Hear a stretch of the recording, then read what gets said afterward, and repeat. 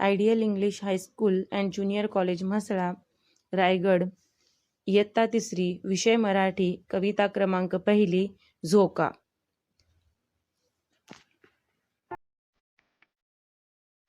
तर आज झोका या कवितेतील जे काही वर्णन आहे ते प्रत्यक्षरित्या विद्यार्थ्यांच्या समोर सादर करण्याचा एक छोटासा प्रयत्न केलेला आहे. तर समोर आपल्याला दिसत आहे एका झाडाला झोका बांधलेला आहे आणि त्या झोक्यावर हा बाळू आपल्याला दिसत आहे. झोक्यावर बाळू खूप आनंदी आहे आणि त्या बाळूच्या मागे बाळूची ताई उभी आहे आणि ती बाळूला झोका देत आहे आणि हे समोर बाळूचे आई बाबा उभे आहेत. या कवितेमध्ये सांगितलेलं आहे की बाळूच्या अंगावर फुलांचे सडे पडत आहेत.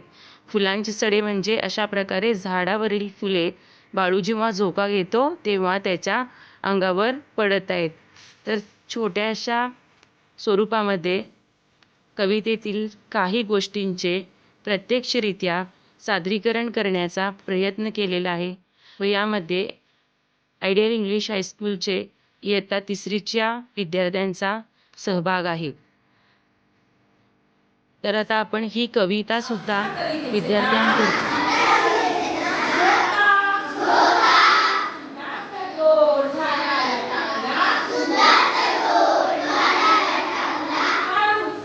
साधू नये म्हणून घेणार आहोत.